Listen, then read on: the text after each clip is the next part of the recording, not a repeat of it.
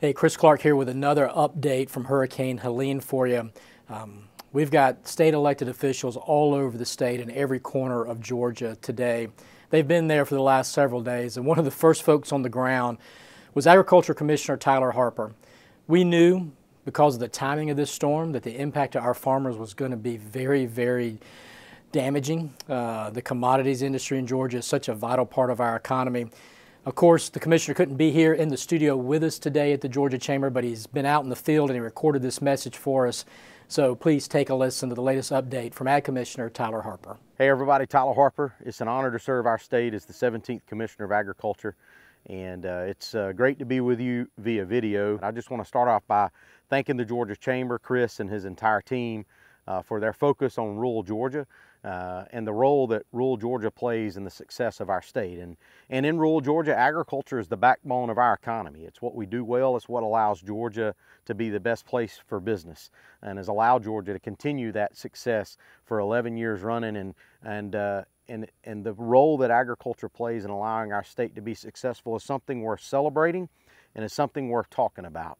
And so I appreciate the opportunity to share about that a little bit as the Commissioner of Agriculture and give you an update from Hurricane Helene and what we're seeing as it relates to the damage we've seen in the ag sector. When it comes to rural prosperity, you can't have rural prosperity without success in agriculture. And you know, our ag industry plays a significant part, as I've said, in our state's ability to be successful. An $84 billion industry, over 320,000 Georgians employed in this industry. You know, an industry that we play a significant role in, whether it's peanuts or pecans, cotton, watermelons, you know, you name it. The timber production we have here in our state, poultry plays a big part of that as well.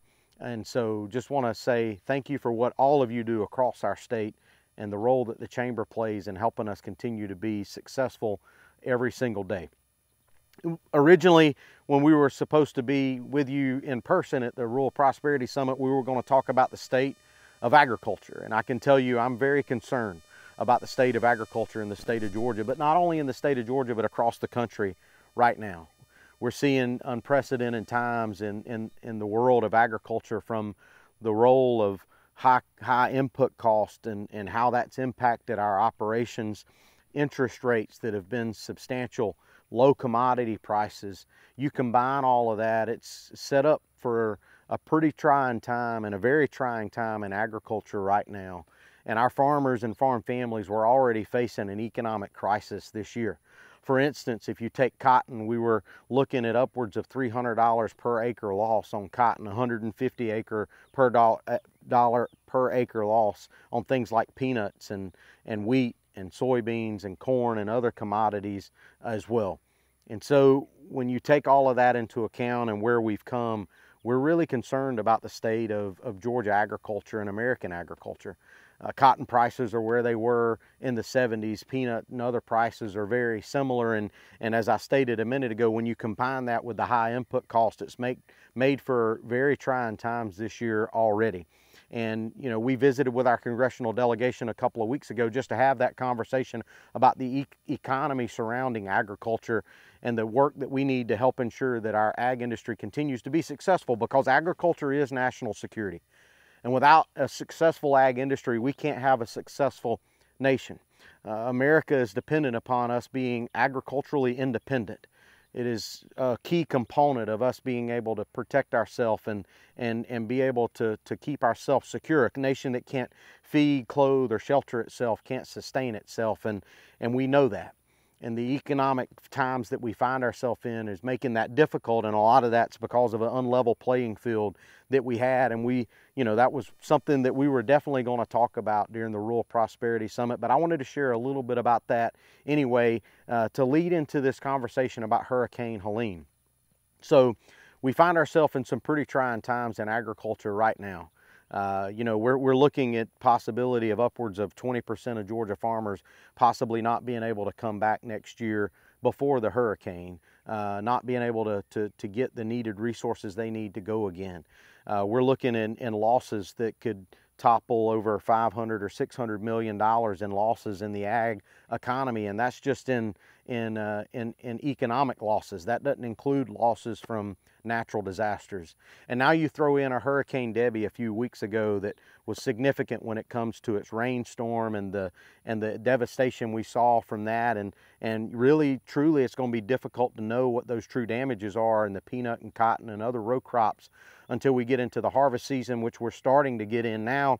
But we do know we lost about 75% of our tobacco crop during that storm as well, which was already devastating to farm families across that area. And now Hurricane Helene, which has passed through our state.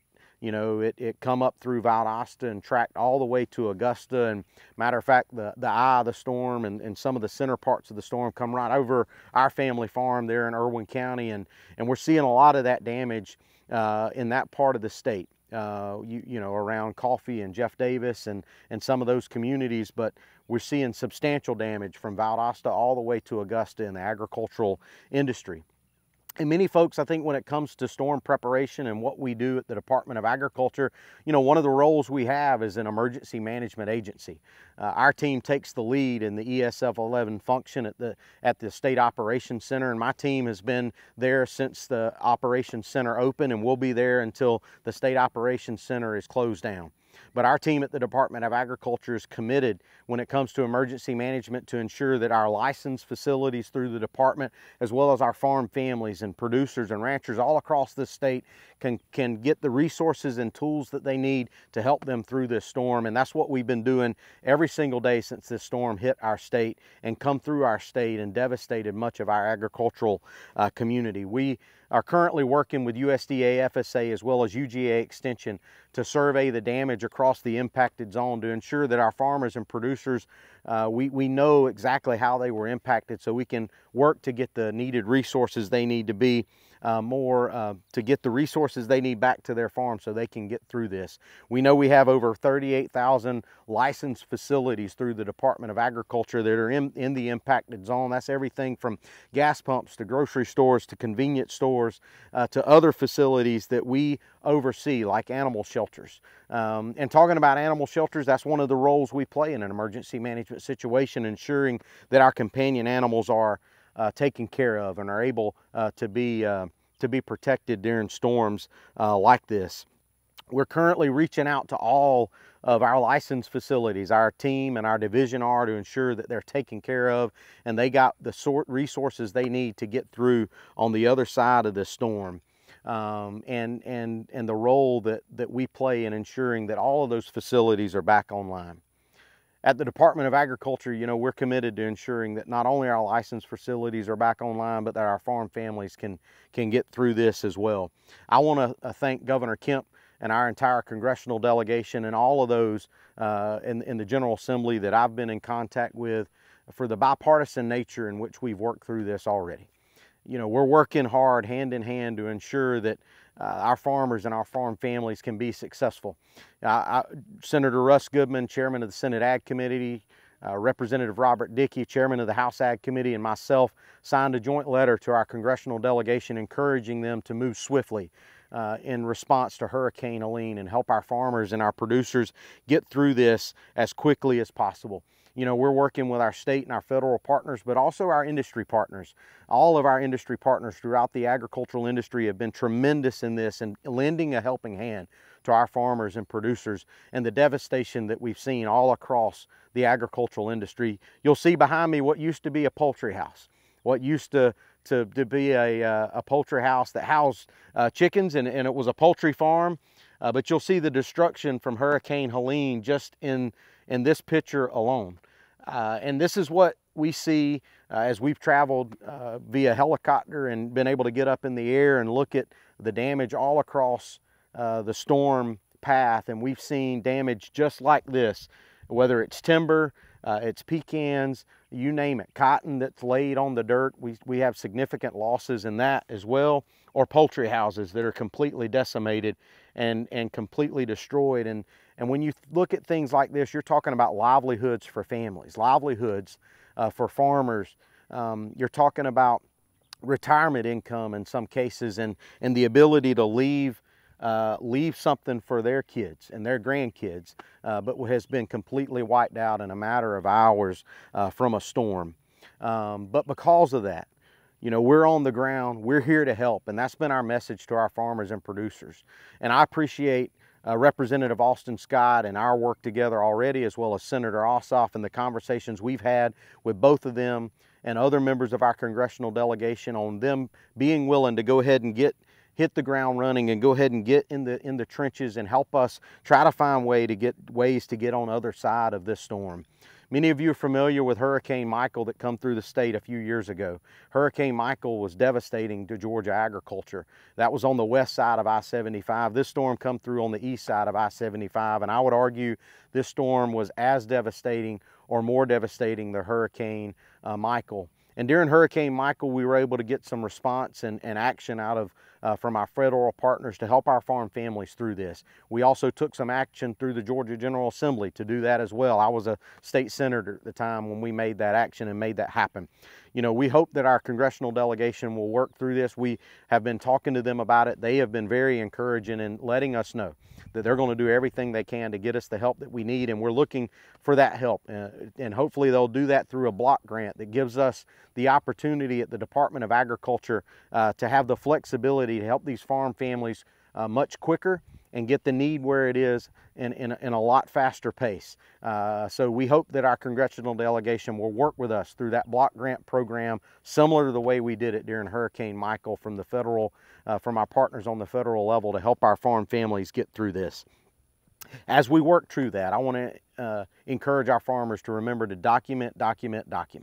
Ensure that you're documenting your damage, ensure you're contacting your insurance agent, ensure that you're talking to USDA FSA as well. We need to make sure we have all the documentation so we can ensure that those numbers and the damage that we see, we can get that where it needs to be.